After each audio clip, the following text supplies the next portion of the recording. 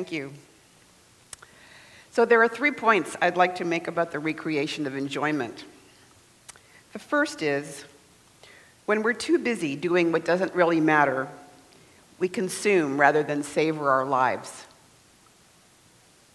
The second, it's the energy of enjoyment that engages us, transforms us, and empowers us. And last, the energy of enjoyment is available to us at every moment.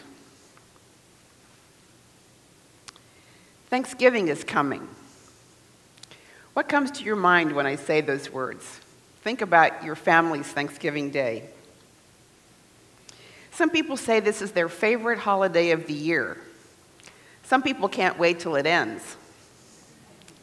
When I was first married, many years ago, Thanksgiving felt like a command performance. As a young adult, I took pride in our home being the place where the family gathered and in putting a beautiful meal on the table. But Thanksgiving presented an endless list of things to do. I invited the families, I cleaned the house, I bought the food, I spent days prepping the food, I rose early to put the turkey in the oven, I cooked all day, I set the table with special dishes and decorations. There was an endless list of things to do. Then, everyone would come to the house and come through the door and gather around the table at the last minute, wolf down the dinner, and then go off to their own activities, leaving me with pots and pans and dirty dishes. I felt proud, yes, but you guessed it. I would end the day exhausted and disgruntled. I'd think, why aren't I enjoying the holidays? Does this sound familiar to anyone? And then, for me, things got worse. And then after 11 years, I divorced, and I was raising 2 young boys, and I was a single mother for 8 years. And my life got busier. Working, raising kids, keeping the house, keeping my sanity. Then a miracle happened. A really wonderful man came into my life. And after several years, Richmond and I married. Then Thanksgiving rolled around, and I noticed the same pattern repeating itself. I thought, what's wrong with this picture? What kind of Thanksgiving would I like to have? Richmond and I talked, and as before, I decided to ask our friends and family to join us for Thanksgiving, but to share the cooking and the cleanup too. Now we get together days in advance and enjoy each other's company. We talk and laugh as we make pies and prep vegetables. We make stuffing and deviled eggs. We delight in each other's company. And I still take pride in having our home be the place where people gather. And I still enjoy setting a beautiful table. As we sit around the Thanksgiving table, we share our gratitude. We eat leisurely and take a break to do the dishes so that we really do justice to the pumpkin, custard, mince, and apple pies. It's the same holiday and the same meal. So what's the difference? One meal was savored. The other was consumed. Consuming has the quality of drivenness, of getting through something, of achieving something. The first definition of the word consume, according to Webster's dictionary, is to destroy. When we're so busy that we're consuming life instead of savoring life, we miss the value that's all around us. One might ask, is this just the way life is? Growing up in a very high-achieving family, I learned early that my purpose was to be useful, to complete one task and quickly move on to the next one, and to always do my best. And this worked very well for me, and others appreciated how much I was able to get done. But it wasn't until I learned the skill of savoring that I realized how little satisfaction I'd enjoyed. Like others in our culture, I was successful and accomplished, but often felt restless, irritable, and discontent. New York Times writer Tim Kreidner observed in his article called The Busy Trap that we've become a nation of busy people who are ambitious and driven to take on one activity after the next, even when we're on vacation. Listen to yourself, and you'll notice how often you say how busy you are. The holidays are so busy. I'm too busy to take on another thing. I'd love to, but I can't because I'm too busy. Are we too busy to enjoy ourselves? Americans take ourselves so seriously, and as a result, we are among the least happy nation on earth. What's the source of this? Clearly, it's not the activity itself. So let's look at what's really important in our lives. Master coach Maria Nemeth did some groundbreaking work on how we use 6 forms of energy. The first is money. Second, time. Relationships with people that we love. Physical vitality. Creativity. And enjoyment. Would it be okay with you to enjoy your life more? So are we consuming or savoring these? First, let's talk about money. Have you ever had the experience of thinking that you had money in your pocket and then discovering you'd spent most of it? No satisfaction, nothing to show for it. Just a little spent here, a little spent there, and no sense of where it went. That's consuming. But remember what it was like when you were a teenager and there was something that you really wanted? Something you were willing to save for and put a little money by bit by bit? Like your first car. I'll bet you remember your first car. The feel of the seats, the color and model, and the sense of freedom you had when you picked up the keys and asked a group of your friends to go with you down to the shore on a hot summer's day. That's savoring. The same with time. After days of being under pressure with many deadlines, now Saturday arrives, a whole free day. If I use the time rushing from one thing to another, going to the grocery store, going to the dry cleaners, picking up wine for dinner, and so on, by the time I get to the end of the day, I'm too exhausted to enjoy it. Where did the day go? But sometimes, as happened to me here in Cape May not too long ago, on the way between the dry cleaners and the grocery store, I'm suddenly stopped. At first, I'm kind of annoyed. Then I look down this long line of cars that's in front of me, and I see something that has to make me smile. Between these 2 long lines of cars, there's a big burly truck driver who has stopped traffic so that a mama duckling and her duck and her little ducklings can cross the road. Suddenly, everyone is engaged in this small encounter with nature.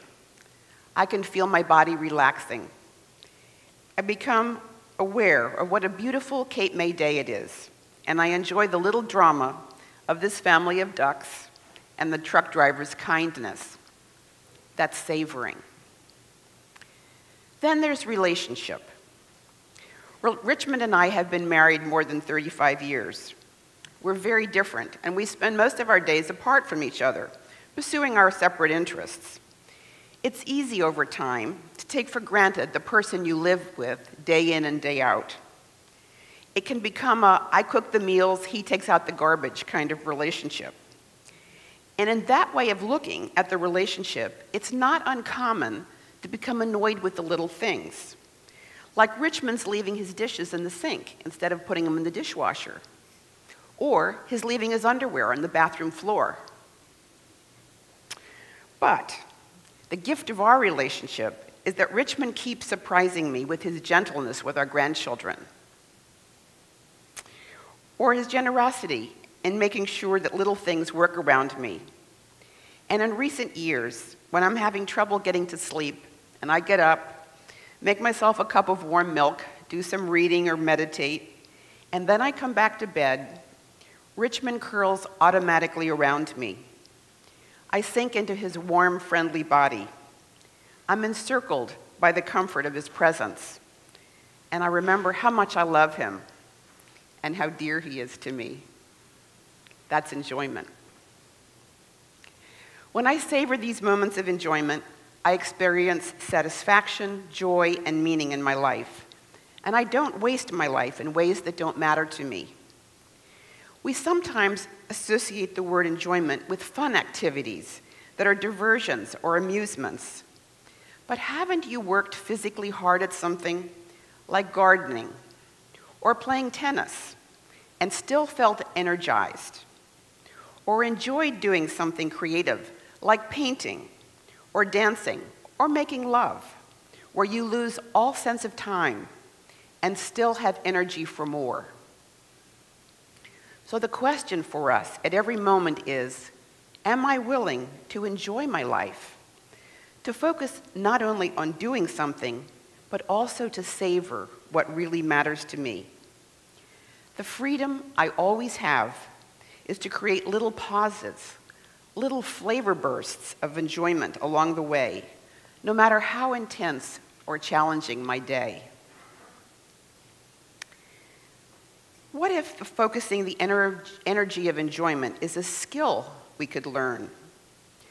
What if what creates meaning in life is a matter of choice, not a matter of chance? What if I could bring this skill into every aspect of my life?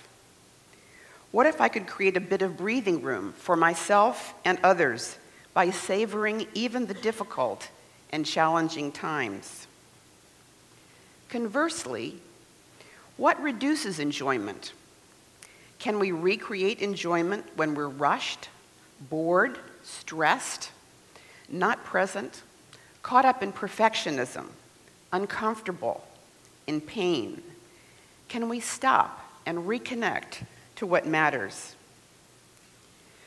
Let's start with a simple breathing exercise. Breathe in for a count of 5, hold for a count of 5, breathe out for a count of 5. Try it with me.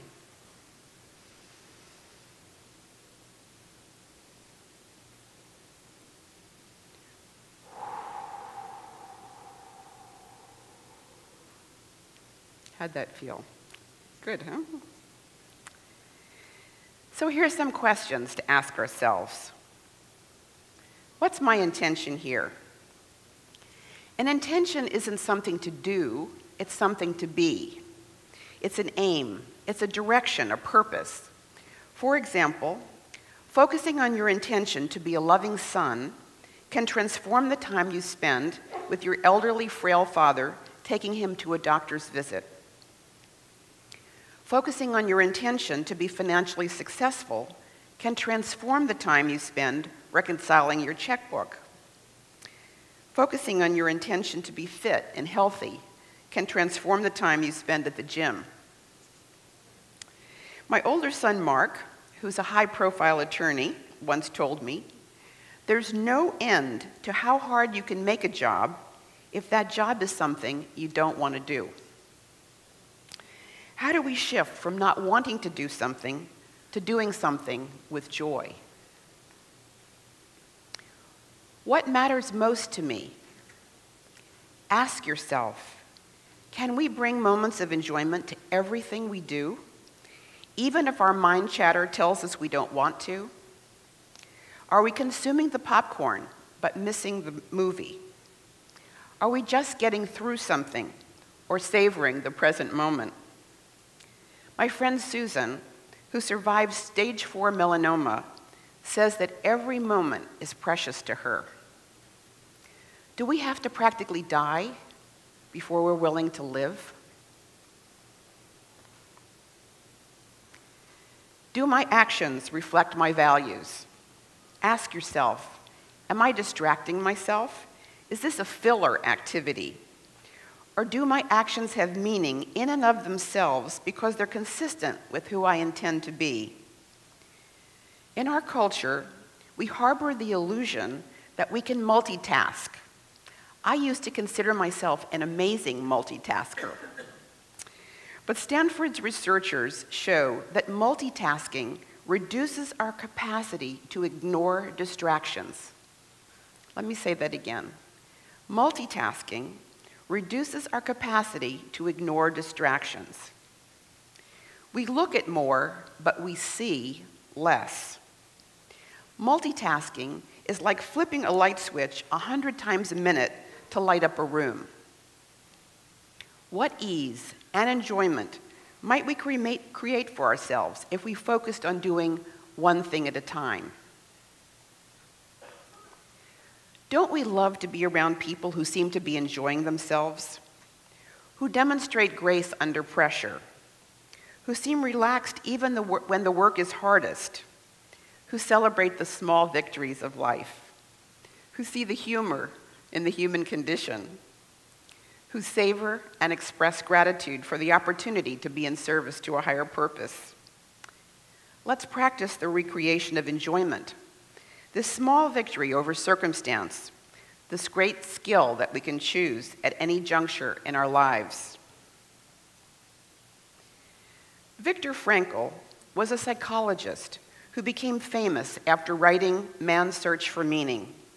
His account of surviving the brutality of being a prisoner in 4 different concentration camps, including Auschwitz, during the Holocaust. Afterwards, spending years carefully studying the question of what gives life meaning, he felt that our primary drive in life is not pleasure, as Freud maintained, but the discovery and pursuit of what we personally find meaningful. Recalling his experience in the midst of his exhaustion and despair, he mentioned turning his eyes and suddenly being transported by a beautiful sunset. Another time, he was pulled out of his suffering by noticing a light in a distant farmhouse on the horizon. He said, as if painted there in the midst of the miserable gray dawn. Or seeing a bird that flew down and perched silently in front of him on the trenches as he was digging mass graves. He said, everything can be taken from us but one thing, the last of the human freedoms, to choose one's attitude in any given set of circumstances, to choose one's own way. What you focus the energy of enjoyment on grows and prospers. So in the end, let's be able to look back over our lives and reflect on the luminous moments we've enjoyed, the moments we've shared and savored with no regrets. Let's choose joy. Thank you very much.